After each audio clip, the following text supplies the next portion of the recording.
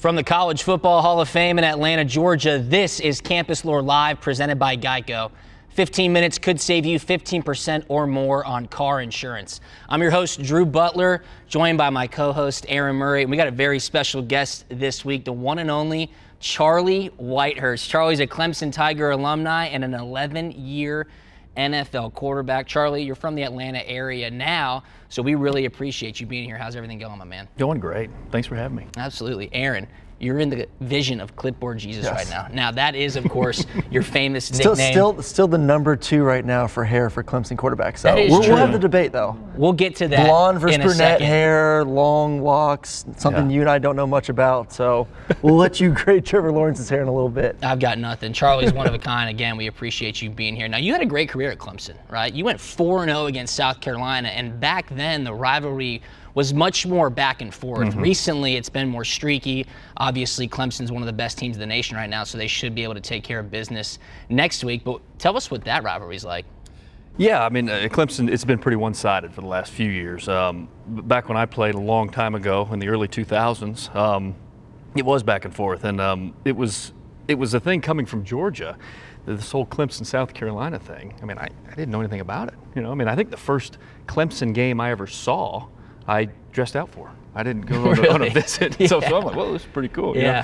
But I remember, you know, at the end of that season, the rivalry game and all the in-state guys, it was a huge deal. And luckily got to play my second year and played in 4 games and somehow won all 4 of them. A couple of them were easier wins. That last one was played really bad in the first half, and luckily I didn't get pulled out of the game at halftime. But we came back, we made some plays, and it was able to go 4-0. And not just for me, for all the seniors that were my age. It was a huge accomplishment. For sure. Was Coach Holtz the coach at South Carolina in those days? I don't want to date you anymore, but I remember that big fight. Were you involved in that game, the big fight? I was involved with that game. Yeah. I wasn't involved much in the fight, but that was my junior season. That was Holtz's last game he ever coached.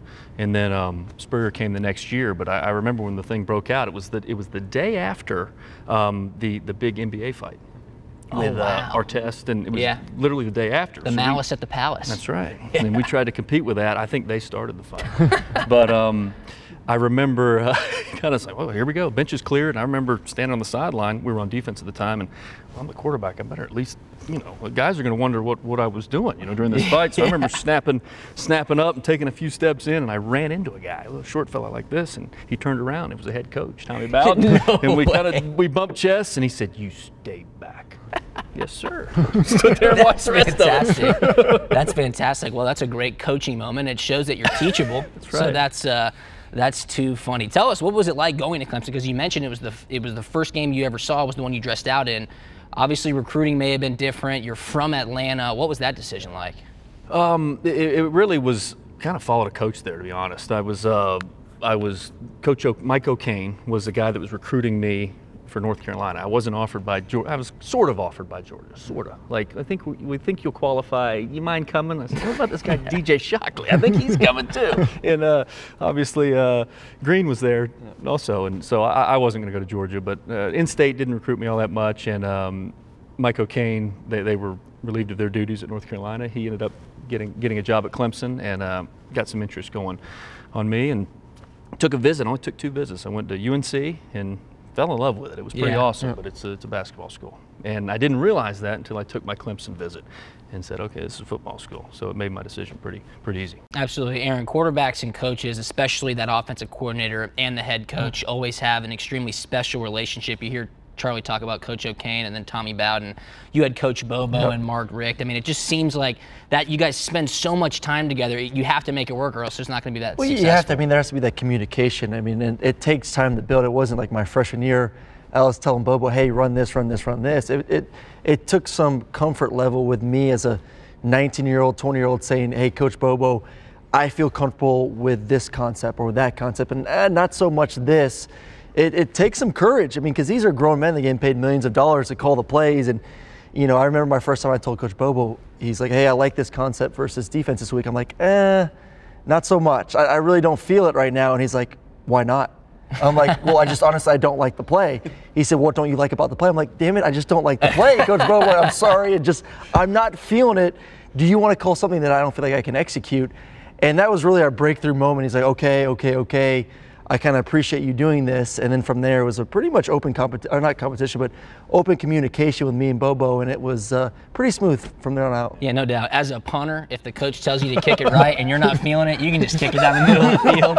It's not so much as a quarterback where you're just going to completely go cowboy on the head coach. Or you can just take the snap and run around the end. You can do that. At my speed, though, maybe not. You spoke about the interaction with Tommy Bowden during the huge fight between South Carolina and Clemson. That's obviously tough to beat, but any other great memories that he had with you specifically? Well, I know this is a family show, and this has to do with my center as well, but we were playing Georgia, of all people, 2003 in the opener, and it was 95 degrees and humid.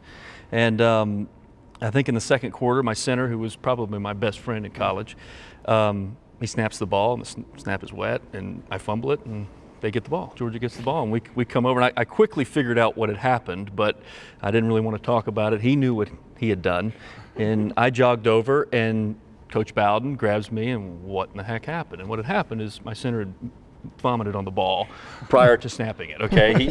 Sorry we're going there. It's a great clip. It's a pretty decent story, and it ended up on PTI as a topic that, or one of those shows at the time, vomit was the topic, But we came over, Coach Bowden, what's going on? And I was, hey, if I was responsible, I was going to take it. But I just stood there and I waited for my buddy Tommy to come over. And I'm kind of looking at him like, why don't you tell him what's going on? Hey, don't throw him under the bus. Yeah, I didn't. I just silently just looked at him, and Tommy Bowden to Tommy Sharp, tell me what's going on. And Tommy Sharp doesn't make excuses. So he just stared him in the eye. And it came up again on Coach Bowden's shoe. And we all three went our separate ways. That's an all-time story. That's story. Fantastic. And did you guys win that game? I forget, because you beat Georgia a couple times, I want to say. I personally didn't beat Georgia. That game was one-sided. It was a 30-0 victory for the Bulldogs. I do remember that. I'm sorry to bring that up. My bad. That was David Green, if I'm not mistaken, and a very good Georgia team that season. All right, well, one of the best things about your career at Clemson, and obviously we're a bit biased on this show, is that you punted in a game as a quarterback. Now, is that correct? Our research department had that written down. Tell us about that, because you just mentioned as a punter you could take it and run for a first down if you wanted to. Was it a called QB punt, or did you consider taking it for a first down? No, I sure didn't. I was just hoping to catch it and just get a foot on it and just kick it on the right side of the line of scrimmage. It actually got pretty nervous, I mean, you always have nerves before a game, but after the first few snaps at quarterback, you settle in and you're fine. You get hit a few times, you're feeling really good. Let's go play. They called that punt on 3rd and 15. Oh boy! So I backed up a couple steps. You can't. I was probably 6 or 7 yards deep and caught it. Didn't take a step and just kicked it with a stiff ankle. Too. I remember being critiqued by some of my teammates, and I think my father said, "You're supposed to point your toe a little bit when you punt it." Well, but it trickled down there inside the 20. Inside the 20. That's all you can ask for. Did Bobo ever ask you to do that, Coach Rick? We just had me. You can throw me in there. Yeah, but not my senior year. I didn't have you, and I told him. I mean, 40-yard average in high school, was number 3 in the county, and no love, no quick kicks, nothing. I didn't know that. Yeah, it's unbelievable. Absolutely. All right, well, Clemson certainly got a great quarterback right now. Trevor Lawrence took over for Kelly Bryant after the 4th week, and you guys have something in common. Not only are you handsome, you're both 6'5", but the hair. Tell us about the hair. I'm sorry to bring this up if you don't want to talk about it, but we're going to make you talk about it. What goes into the upkeep? The hair is very low maintenance, and it's probably the reason I still have it. Probably not the reason I grew it. You kind of wanted to stand out and be different, but I always wanted to try it. And in college, back when I was in college, the summer conditioning was just ridiculous. Yeah, it's brutal. And I know it is now. I'm not trying to be the old guy that says, we had it harder, but it's always brutal. And I was running with the skill guys, the receivers and the running backs and all that, because I was a running quarterback, because that's what Clemson quarterbacks are. And I try to grow it way too hot, and I'd cut it off. So I'm envious a little bit of Trevor's ability to go through all that college conditioning with long hair. We should Photoshop you, put some long hair. I don't know how it would work. Me? I used to have long hair. I'd be Charlie, you'd be Trevor with your blonde locks and match your skin. You guys both know when I was in college, I just had the shaved head. I don't know what really was going on. You do look different. Yeah, I don't know what was really going through my head on that. I think you look better. Thank you. Thank you both. I appreciate that. All right, so tell me, what do you like most about Trevor Lawrence? Because Clemson's just on fire right now. Besides his hair. Besides his hair, yeah. I think his physical skills are very impressive. Yeah. I think his arm is no, I'm not going to say an elite NFL arm, but I think if in the NFL and he'll have that opportunity, he would be well above the average in arm strength and arm talent. So I think that's shown in the game so far. I think his mobility is pretty good. Yeah, very athletic for being so tall, and so he's and he doesn't seem to make the bad decision. You know, that's what you kind of wonder about these freshmen playing. You know, string a few bad decisions together and lose some confidence. He hasn't done that. No. He's going. He seems to be efficient, and he's got some great guys to throw it to and hand it to. Yeah, he really does. Were you shocked though? I mean, I think we were both a little shocked with the move to make him the full-time quarterback over Kelly. Were you expecting Kelly to be the guy throughout the season, and then Trevor Lawrence come in sparingly like we saw the first 4 games of the year? I thought it did make a lot of sense to me when they did it. I wasn't surprised. I think that they had to feel it out. They didn't want to name him the starter and have to deal with all the media in the preseason. For sure. I remember what Deshaun Watson, he was not the starter for the Houston Texans last year, week 1. And Bill O'Brien got all this flack about, wait, he came in at halftime in the first game and he did great.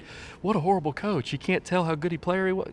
No, he knew he was going to be the starting quarterback at halftime. Yeah. Right? He just didn't want to have to put him through all the media and all the stuff and the pressures that go with being a starting quarterback until it was just here. You know? So I think that there was a little bit of that. They had to feel him out, and once he was playing pretty well, I think they said, we've got a chance to be in the final game this year. And we think that Lawrence gives us a better chance to beat Alabama. For sure. I mean, he certainly does. And nothing against Kelly Bryant. The guy had a great career. I think great guy. Everybody at Clemson thinks he's great. And, for sure. He did fine.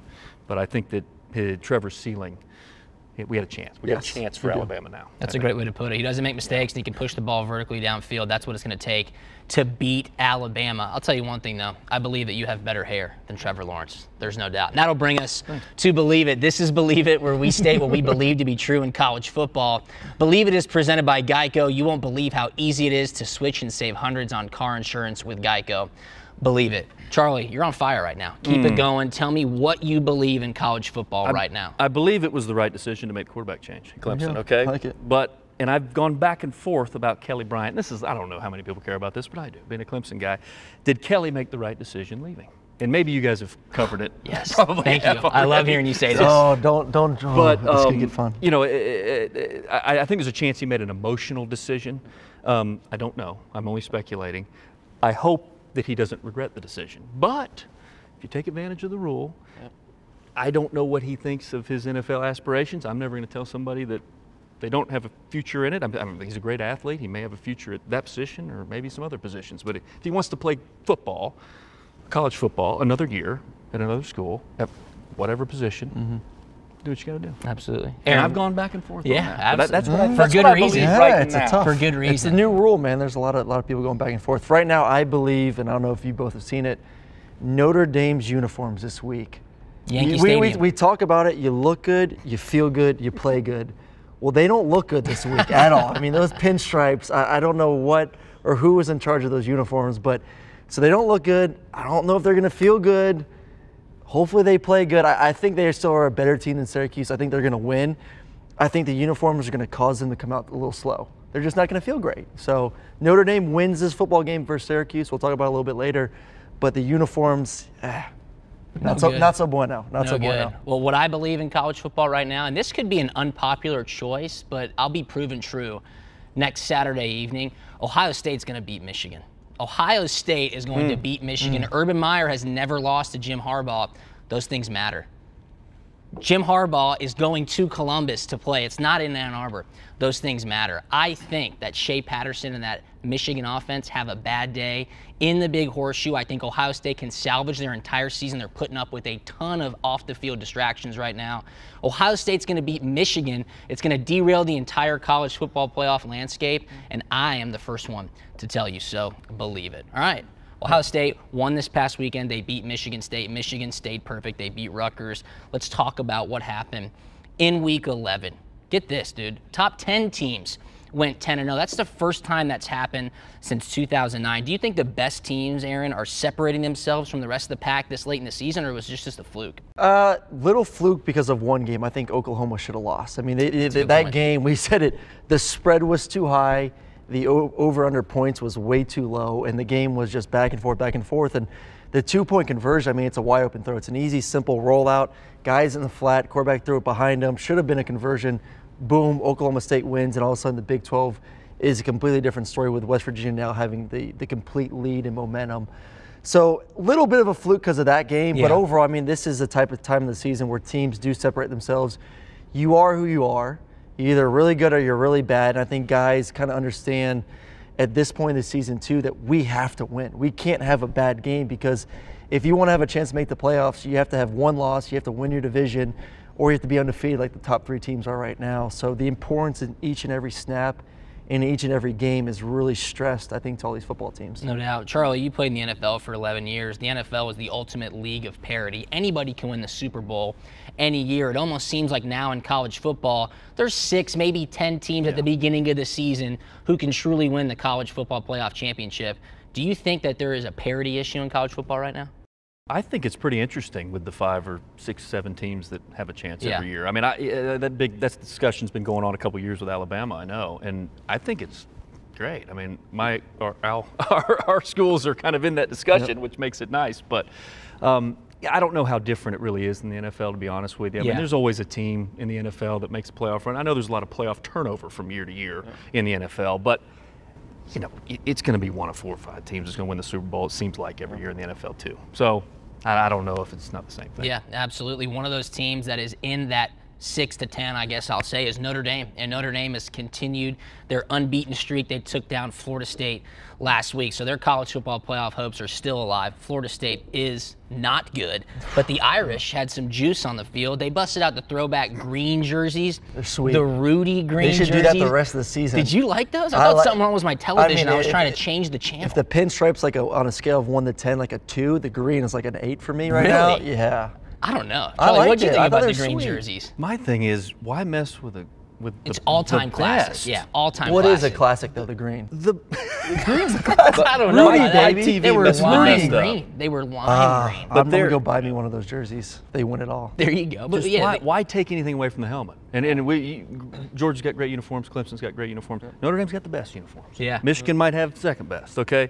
Why mess with, there you go. I like but Texas, Cal, Texas. Yeah, but Notre Dame, with that the helmet, USC Southern Cal, the classic is pretty special. No, that's definitely true. And I think the green jerseys were an homage to RUDY, a great football movie. Did you like RUDY? Because I grew up loving RUDY, and now it's funny. I mean, I'm not the biggest Notre Dame fan, but that's an all-time classic movie. Did you like RUDY? Yeah, I mean, if you're a football player, I feel like you have to have watched it. What was your favorite all-time football Remember movie? the Titans. Okay, good pick. I'm more of a Remember the Titans kind of guy. I love RUDY. It's number 2 for me, but I mean, I've cried every time I watch Remember the Titans. I'm going to admit it on the show. Wow. I'm not ashamed of it. It's a very every time right side, left side, baby. Gets me every time. I love it. Strong side.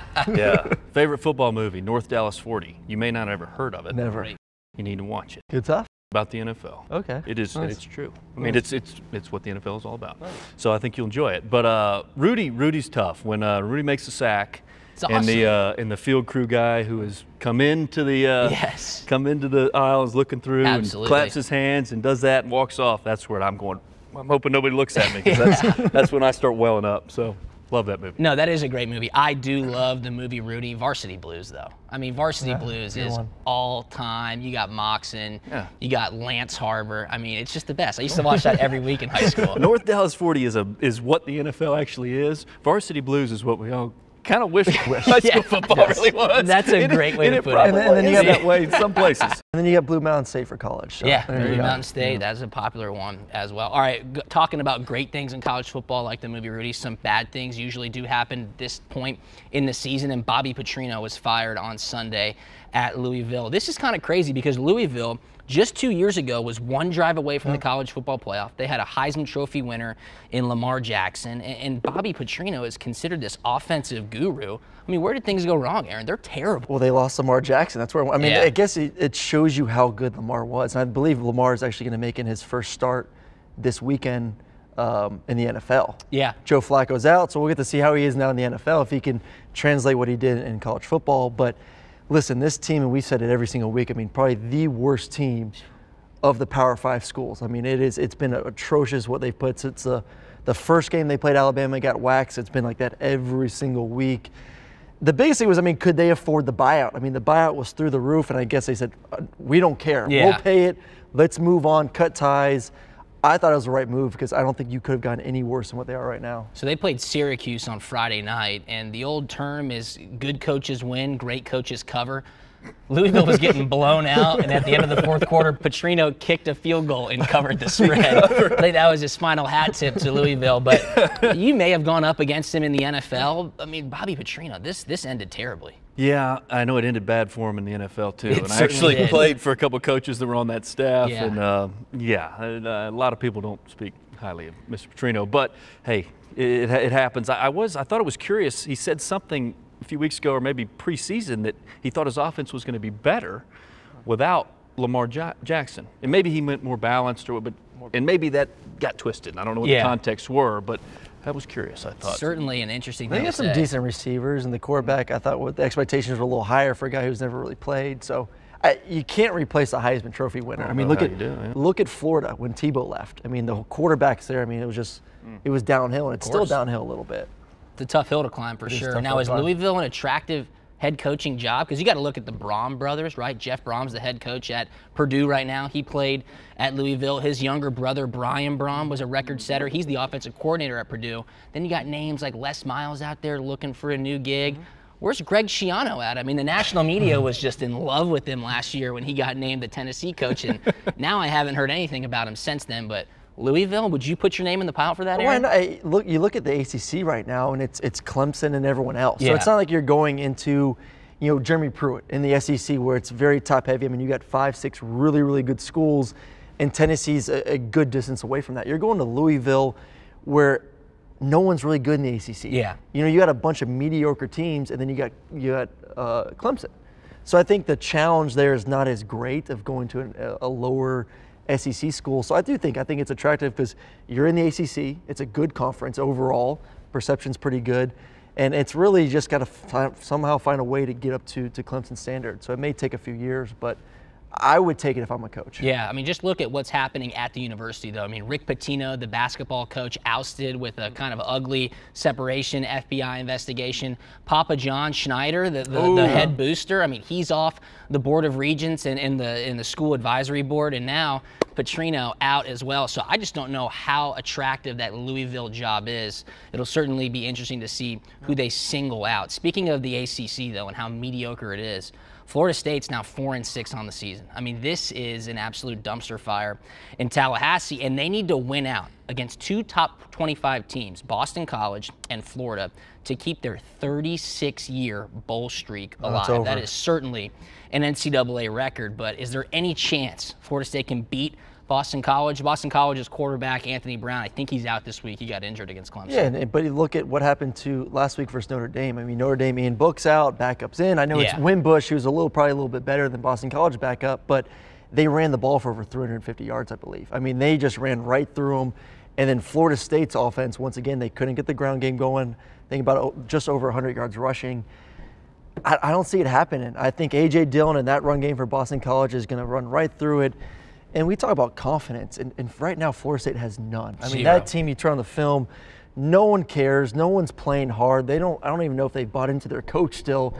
Towards the end of the season, the scheme, nothing. I mean, offensively, defensively, it is a dumpster fire, like you said. So I like Boston College in this. I think even with the loss last week, I think they're saying, hey, we lost, but we played well versus Clemson. Now we're playing a Florida State team who's not very good. Florida State has a long way to go, man. They're pretty bad right now. It doesn't seem like they'd win the next 2. I mean, if you have general knowledge of college football, you look at how they've been playing the past 8 games, 10 games, and look at their competition coming up. It's not looking good for them, but who's to blame for Florida State's problem? You could look at it and say Willie Taggart. Some may look back and say Jimbo Fisher. Yeah, I don't know. I mean, I would think that they have talent there. Yeah. Good recruiting classes. Sometimes it just doesn't work out. You know, I mean, I'm sure Taggart's a great guy. He's probably a heck of a football coach. You get beat, you know, they lost their opener, I think, you know, lost a few games bad in the first few, and I have confidence, you know. I mean, I remember playing Florida State. It was, not only were they more talented than you, they had more confidence than you. You know, they came in and said, we're gonna beat you by 50 points. Now, luckily, we were able to beat them a few times somehow, you know, but they don't have that swagger, and it's a little bit heartbreaking for me. I mean, a little bit older than you guys. I remember in the '90s when they were the undefeated best. Yes. in the conference and every single year. Absolutely. Until I guess Virginia beat them in the late '90s once, but. God, where's it gone? Yeah. I know. It's just hard to watch. Well, they won the national championship in 13. You know, I mean, it's not that long ago that they won the national championship. I think it's the interiors. I mean, we talk about they can't run the football. They just don't have guys up front that can move anyone. Which is kind of surprising. You think that you would focus on that, and they just really haven't. And you know who I blame, though? I blame the university. I mean, they called Jimbo Fisher's bluff and said, you're not leaving, and he's at Texas A&M now, $100 million contract going, yes, I did. I mean, there are only 4 active coaches in college football who have a national championship to their name. Jimbo Fisher's one of them, and Florida State said, have fun in Texas. I mean, that is absolutely terrible on their part, so go straight to the top. Blame the guys up top for that blunder. Georgia dominated Auburn 27-10 last week. It looks like the Bulldogs have certainly found their form. And on the flip side, Gus Malzahn and Auburn, I mean, they are just in shambles right now. There's no way they're going to beat Alabama next week. No, there's zero chance. I mean, another team that's their identity is run, and they just can't run the football. I mean, they can't run the football versus anyone right now. It's a mixture of O-line play, which has struggled for the past few years. The running back struggled. But I want to go back to your first team. I mean, Georgia. Yeah. The way Georgia looks right now, and the way Tua's knee looks right now. Are you warming up to a possibility? I'm not going to put it as my belief in just yet. We may need a couple more weeks to get the juices flowing. But that run game, Swift right now may be the best running back in all college football. Yes. And Holyfield's playing really, really good. Offensive line's getting healthy. Jake Fromm's doing what he needs to do, and the defense is getting better. So you talk about teams getting better. Georgia's getting better. Michigan's getting better. Clemson's getting better. Alabama, did they peak? I don't know. Maybe they peaked. Their peak's Maybe real high. They peaked. Their Even peak's their really high. their descent is probably real high too. Yeah. So I'm not sure if it matters with them. But. There's no question. It almost seems like Malzahn's offense, though, like you said, Yes. it's so dependent on the run game, but you might even look towards a mobile quarterback. I mean, when they've had real success, they're able to use that quarterback in the RPO game, get him outside the pocket, extend plays. Jarrett Stidham is one of the purest passers in the nation. I mean, you see that when you watch him in person, but he just isn't getting the opportunity to run the offense that would most benefit him, Charlie. I guess, yeah. I mean, I liked him early. I watched a game of his early, and big, strong, kid, and can throw the football. And yeah, they got to figure something out. But maybe they'll get your Kelly Bryant there. I think he makes his decision in a couple weeks. Yeah. I know that's in his list. I mean, I think Arkansas is up there, Miami, a few other ones. But I mean, that could be a possible fit. But Jarrett Stidham is a junior, though. I keep forgetting that. Yeah, you do forget Jarrett that. Stidham is a junior. For some reason, I thought he was a senior beginning of the year. He could possibly come back. I don't know if he wants to. I mean, the offensive line's been a problem, and I think that's probably why the offense hasn't been as successful. But he could possibly come back next year. I don't know. It's a weak quarterback draft coming out, so I would take advantage of it and go to the NFL. he could go play for somebody else in college football. There you go. He could go play somewhere else. Graduated. Yeah, New rules, you can pretty much do whatever you want in college Free football agency, these days. yeah. Tennessee beat number 11 Kentucky. Now, that's Jeremy Pruitt's second win over a top 25 ranked SEC team. I love it because I predicted it. I also predicted Kentucky losing 2 in a row to Georgia and then to Tennessee. I mean, it seems like Pruitt could be in the running for SEC Coach of the Year if they beat Missouri this weekend and then beat Vanderbilt and get to 7 wins. I think he could. He's going to be up there. I think there's 3 guys kind of vying for that Coach of the Year. I think right now, Coach O, if they get to 10 wins, he would be my guy. I mean, the expectations for LSU were not very high. Yeah. And he was actually on the chopping blocks of he's on the hot seat. If they don't get to 8, 9 wins, he's gone. And what they've done this season, you have to think he's up there. But listen, I'll eat it because I said Jeremy Pruitt in Tennessee was going to struggle this year. They weren't going to make a bowl game. Right now, they could have 8 wins. I mean, they went out, they're 7-5, get to a bowl game, get to that 8th win. Then all of a sudden, you're like, holy smokes, Tennessee with okay talent is getting 8 wins. He's going to be using that to get these recruits into that facility. So I think it's a great start. And right now, they play Missouri this week and then at Vandy. I think realistically, they have a shot to win both those games. Talking about getting to 8 wins, Charlie, if you're in the position of a Tennessee or now at Kentucky, you're not going to the SEC championship game. You're not going to be in the playoff.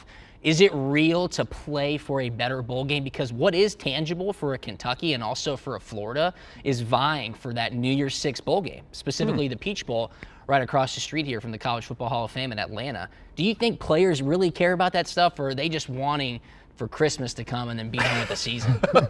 Well, I think it matters, you know, and I think the Peach Bowl is a game that we played in after Georgia beat us 30-0 in the opener. We got hot at the end of that year, and that was a pretty big reward for us. You know, when we beat a number 6 Tennessee in that game, yeah. and it was like a BCS game for us. For sure. And I know they would have rather played in a BCS game. Maybe that had something to do with it. But yeah, I think it does matter a little bit. You know, I know the mid-level bowl games and stuff. I don't really know how I feel about them anymore. Yeah. I mean, does it really matter? You know, but it's another football game. You get bowl eligible, you earn another game, and you're in another spring practice, and that's what the coaches really like. Absolutely. They like that extra practice during December. Sure, but young players, that matters. You know, young players, you can earn a job in bowl practice. So for the next season, so I think it matters. I think guys care. Certainly, certainly. Oklahoma beat Oklahoma State 48-47. Aaron and I last week sat here and told you take the over. There's no defense. Century.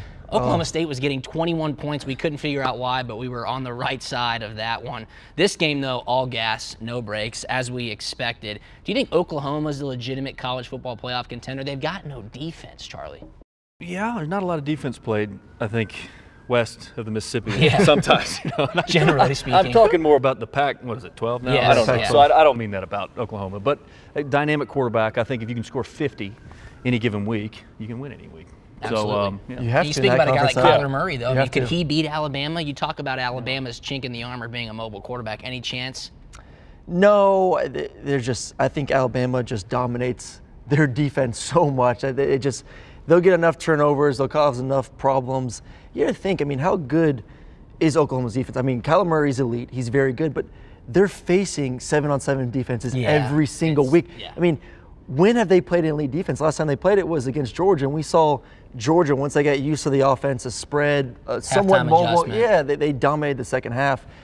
Alabama would do that versus Oklahoma, so I don't think that would even be a contest. Listen to this, though. Alabama, perfect still, Yes. number one team for good reason. They just beat their second top 25 team by shutting them out. That's 9 consecutive quarters of scoreless defense for Alabama, dating back to the fourth quarter against Tennessee in October. That's 4 straight games without 100 yards rushing for the opponent. Mississippi State, now they beat up Tua, and some may say that you have that blueprint to maybe take down an Alabama, but you mentioned earlier in the show, it seems like their offense might be on the way down, but their defense is on the way up, and you can't score on them. Yeah. Okay, let's look at who they played, though. I mean, LSU, not a very dynamic offense. And Top number 3 team in the nation, though. But not a very good offense No. at all. And they had 2 weeks to prepare for that. I mean, you give Nick Saban 2 weeks to prepare for you, and you're one-dimensional. Good Yeah. luck. You ain't going to score.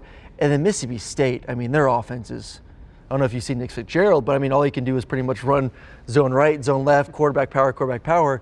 And you can't do that versus Alabama's defense. So, I mean, they haven't played a very good offense in a long time. So, I mean, you have to throw that in there, too. I'm not saying Alabama's not elite. They are a very elite offense, defense, and then special teams way down here. But no good on special teams. I want to see him. I want to see him play at Clemson. I want to see him play in Michigan. I want to see him play at Georgia, a team that not only can run the football but can throw the football, spread you out, tight ends, receivers, all that good stuff. Then I'll tell you that they're an elite defense. Now, as a quarterback, you obviously see a Tua Tagovailoa and realize how special he is for a true sophomore. You also see that he's been getting dinged up the past couple weeks, taking himself out of games. Looks like his knees buckled up. I think it was his groin or hip this past week. They're playing the Citadel this weekend. Now, I understand Nick Saban's mantra of every game matters and every play matters, and we have to approach it like the same way every single week. But is Nick Saban making a mistake if he plays Tua Tagovailoa this week? I think Saban can stand by that, start Tua. They'll score 50 by middle of the second quarter, and then get him out of the game. Yeah. So depending on how healthy he is, I don't know. I mean, I didn't see a big-time injury take place last week, but he kept getting hit. It seemed like getting low, hit low and slow getting up. I mean, do you really – I don't know. I think it's disrespectful probably a little bit just to the game of football. Yeah. If he can play. And to his process. And he's not hurt. Let's just say he's a little – I mean, if he's got a soft tissue, if he's hurt, okay, fine. Versus injured. Yeah. Okay. Hurt if versus he's not injured. hurt, Yes. I think you got to throw him out there. I mean, Citadel's coming to play a football game. I put him out there. could honestly see Coach Saban on Friday night in the team meeting. He's going to say, Tua is starting the game. We're going to put him in shotgun. He's going to look at the offensive line and say, if Tua gets a finger laid on him, you're not playing versus Auburn. I think I can literally see him saying something like that. No, first of all, that's not happening. I mean, look, listen. Okay. Listen, that's not happening. Listen, Tua slid a few weeks ago and got up limping. I mean, he didn't even get hit. He gets breathed on and he starts limping. I know, I'm just saying, like, you know the game against Auburn is going to be very physical.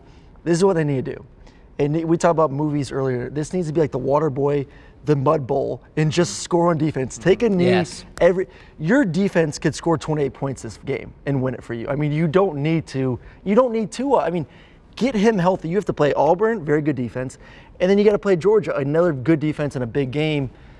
Like you said, I mean, literally, he takes one bad hit or one weird slide, and you miss him for 2 weeks.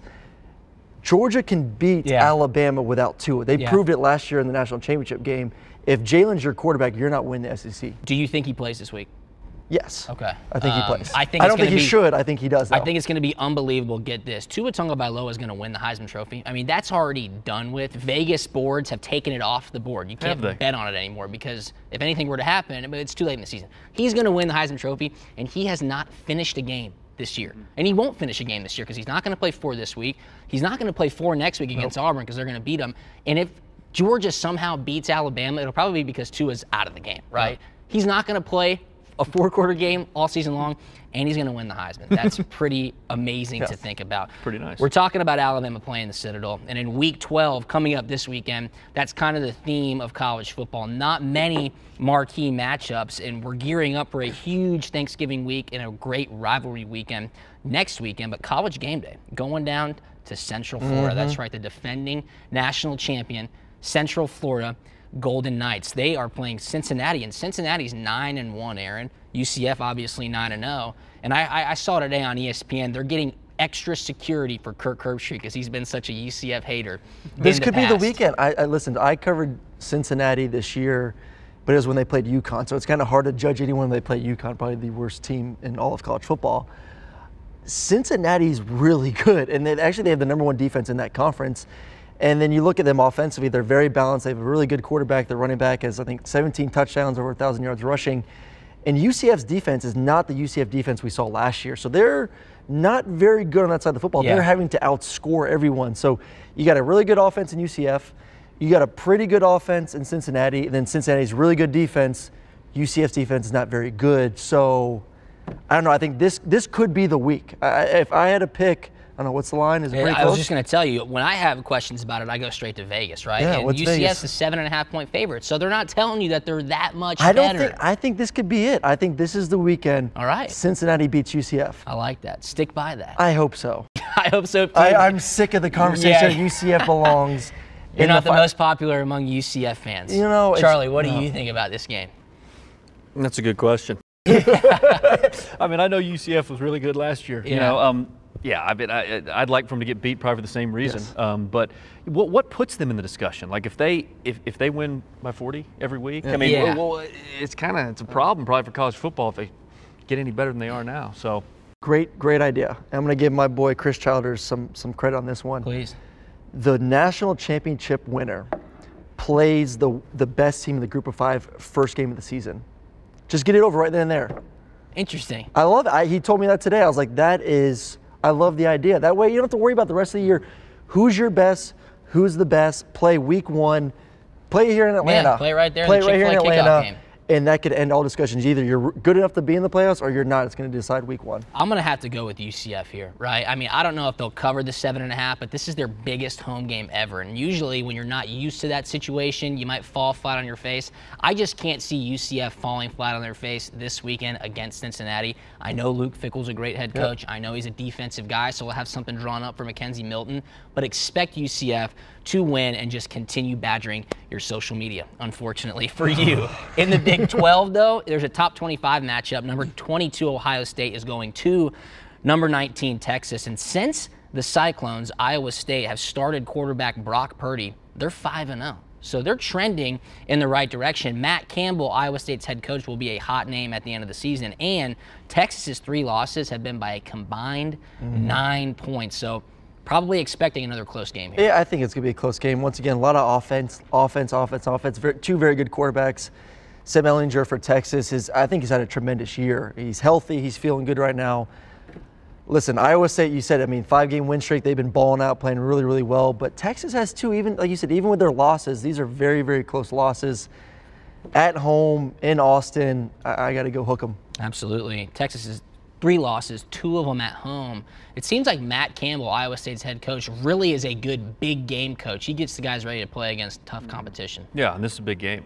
I got Iowa State. Awesome. I'm going to roll with you here, Charlie. I'll take Iowa State as well, getting 3 in Austin. In the SEC, there's a big game for a fan base and for a coach. Missouri is going to Tennessee. Tennessee coming off the big win against number 11 ranked Kentucky. Can Tennessee build off last week's big win? They've been very inconsistent this season. And Derek Dooley's coming back, Missouri's offensive coordinator. Well, first off, Barry Odom in Missouri, they need this win. I think Jeremy Pruitt in Tennessee, they don't need to win this game. I think their expectations, what they've done this season, as they want to get to a bowl game. They want to get to a bowl game. They'll have another chance versus Vandy. But you want to talk about the most excited 5-5 fan base in all of college football. It has to be Tennessee. I mean, that fan base is ecstatic. I mean, that place, I guarantee it's going to be packed. It's going to be loud. It's going to be, when Tennessee's rolling and when Tennessee's winning, that's probably one of the toughest places to play in all of college football. They're 5-5, and those fans may be more excited than if they were like 9-2 like 10 years ago. I mean, they are juiced. I think it's going to be an incredible environment. 3:30 game. CBS is going to be there. Missouri's been the same thing. They've been too hot and cold too. Yeah. So I can't believe I'm saying this, but I'm picking Tennessee to win this game right now. I'm picking it home field. I think Jeremy Pruitt, I think Jarrett Garantano, he's done a great job. I mean, not turning the ball over, playing great at the quarterback position. So what would you take here? 2 inconsistent teams. Missouri's clearly better on offense than Tennessee is, and Tennessee's better on defense than Missouri is. Which way do you tilt, offense or defense?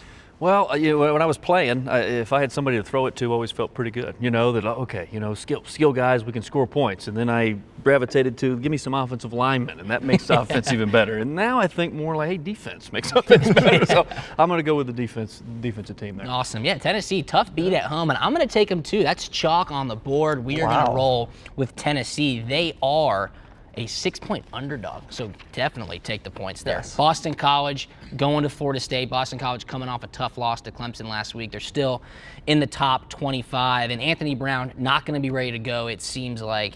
Will this even matter? I mean, Boston College is going to roll into Tallahassee and just wipe the floor with Florida State. I can't believe I'm even saying that, Charlie. I mean, can you believe it's gotten to this? Yeah, I wish it hadn't, but I think Florida State's cooked. I do. It's confidence. I mean, you said it earlier in the show. I mean, confident football teams win games. Unconfident teams go out there, they don't play fast, they play hesitant, they don't play with any juice or life, and I think that's Florida State right now. And I still think BC is having a good enough season right now, and I think they played well enough versus Clemson, even with a backup quarterback, that they still believe that they can come in and win this football game. Absolutely. They're a solid football team. Yeah. They really play are. defense, they run the ball. It's been like that forever since they came in the ACC and beat us in 05. You know, they just Dillon's beat you a to beast. death. Yep. I just can't believe Florida State's players haven't bought into Willie Taggart. I mean, that's evident when you watch the film. Look elsewhere. Look at what Jeremy Pruitt's done at Tennessee. That's a first-year coach, and I would have to argue that Tennessee's roster not as talented as Florida State's. Look across the state. Look at Dan Mullen at Florida. I mean, Felipe Franks, DeAndre Francois. I'd probably roll with Francois in that situation. There's no way if Jimbo Fisher was the head coach at Florida State this year that they're not going to a bowl game. Am I right by saying that? I mean, there's absolutely no way. It's a different scheme. I mean, you go from a pro-style offense and more of a spread, up-tempo, RPOs, all that stuff. You know, you have to recruit to those players. I mean, you have to recruit to those schemes and having to learn in a quick amount of time. You knew it wasn't going to be as good of a season if Jimbo was there. I mean, those are his guys. Those are guys he recruited for his scheme. There was going to be a downfall. I didn't think it was going to be this drastic, though. I mean, it's pretty bad there. All right, let's head to the ACC and talk about a game where we got an insider right here to my left. Duke is going to number 2 Clemson. Does Duke have a chance to keep it close here? Get this. Their quarterback, Daniel Jones, last week, Charlie, threw for 361 yards and 3 touchdowns and ran for 186 yards and 1 touchdown. That, of course, was against North Carolina, but Clemson's front 7, really. They should be able to shut that down pretty quick. Clemson plays pretty good defense, and they have for the last couple of years. Yeah, poor Boston College quarterback Feldo Wilkins fall on him. That's a finable hit probably in the NFL. I felt sorry for him, but it's tough on quarterbacks playing Clemson. I wouldn't want to have to do it. I don't think anybody can come into Death Valley and throw for 361 and rush for 180. Yeah, I don't think so either. One of my favorite coaches in college football, though, is David Cutcliffe. I mean, he is an offensive genius. He really coaches the players that he has, and I think that's the sign of a great coach. Keep in mind, he was Peyton Manning's quarterback coach at Tennessee. He got Eli Manning to Ole Miss when he was the head coach at Ole Miss. He's shown a lot of loyalty to Duke by not jumping to a different school, but I just don't know if he's got enough talent on the field to beat Clemson. Well, it's in the interiors. I mean, Clemson's D-line versus Duke's offensive line. I mean, it's unfair. I mean, those guys are bigger, stronger, faster. You got the crowd behind you. I think there's no contest. Clemson wins this football game. I think Clemson's trending the best in all of college football right now. I think you can Michigan. make the argument about Clemson being the best team on the field right now. All right, let's wrap this thing up. One great game this week. I would consider this a great game. It's a neutral site game. Number 13 Syracuse is going to play number 3 Notre Dame, and it's in Yankee Stadium in New York City. 2:30 p.m. kick. Again, neutral site. Think about this, though. Syracuse, obviously, in upstate New York. Notre Dame alumni probably all over New York City. So I'm not sure what the fan base split will be. Ian Book's going to play. And tell me this. You guys are both quarterbacks. If you're nursing a rib injury, I would think that the linebackers and the defensive line are going to have a small little bullseye right where that ribs hurt and try to pop you there, hit you there. If you're on the bottom of a pile, give you some cheap shots. They don't want Ian Book finishing this game. Yeah, it's the same spot where the doctor's going to put the needle right there and numb that rib. So, no, but that stuff can be painful, but they can hopefully take care of it. There's enough stuff. I mean, I fractured my sternum against Auburn and then had 2 weeks off, and we had a bye week, and then we played Georgia Tech. And they whipped up a nice little cocktail for you. Yeah, nice little cocktail. I had like I looked like the Michelin Man. I got a ton of protection on. He'll be fine. I think Notre Dame's defense is going to take some adjusting to Syracuse's offense. I mean, they spread you out. They use the entire field, very up-tempo. I mean, you have to get lined up and play football. I like Notre Dame's rushing attack. I mean, their offensive line, their running game. Ian Book does a great job not turning it over too much, a lot of touchdowns. So I think they're a better football team. I like Eric Dungey, quarterback for Syracuse. I don't love him. I think he's good. I don't think he's elite. So I think Notre Dame's a better football team. So Syracuse's offense averages 44 points a game, and they average 482 yards per game. Now, Notre Dame's defense, I mean, they're stout, and their common opponent was Pitt. Now, Pitt upset Syracuse, and Notre Dame almost lost to Pitt. But keep in mind, Syracuse almost beat Clemson. I mean, they lost to them by only 4 points in Death Valley. Minus Trevor Lawrence. Minus Trevor Lawrence. Minus Trevor Lawrence. Is there any way they can pull off the upset here, Charlie? I don't know. I mean, I don't know. Have you ever played on a baseball field? No, I don't think I have. I don't think I have either. Have you? No. No, that's going to be interesting. You got to get adjusted to that kind of stuff. And I'll just say, I like Syracuse this game. I really like Syracuse to upset because he hates Notre Dame. That's why. And Dino Babers, the head coach of Syracuse, has proven that he can take down big-name programs in the past, notably Clemson just a year ago. But that's Clemson who understood. I mean, they knew they still had a game to play in the conference championship to make it in the playoffs. I say every week, Notre Dame knows every single game is their conference championship. Yeah. That this is their championship this week. And they're going into that. Where Clemson played Syracuse last year, that wasn't their mindset. For them, it's just another ACC game. Absolutely. So different mindset. Yeah. And I hope they beat them. I hope Notre Dame gets that 4th seed and they meet Alabama. There you go. In the first round, because that's always fun to watch. That'd be a great way to silence all questions. But it's going to be a fun end to the regular season, no matter how you look at it. And Charlie, thanks so much for being our guest today, man. Thank you. That was a lot of fun. Aaron, good stuff as always, my man. And to everybody, big thanks to Geico especially. And if you're in Atlanta, make sure you come to the College Football Hall of Fame. We're on the field right now. When you walk in the front door, you can come out here, mess around, kick some field goals, do anything that any college football player would do. They will make it exactly the experience you need. So be sure to check it out. And then check us out next week right here on Campus Lore Live. All right, we're clear.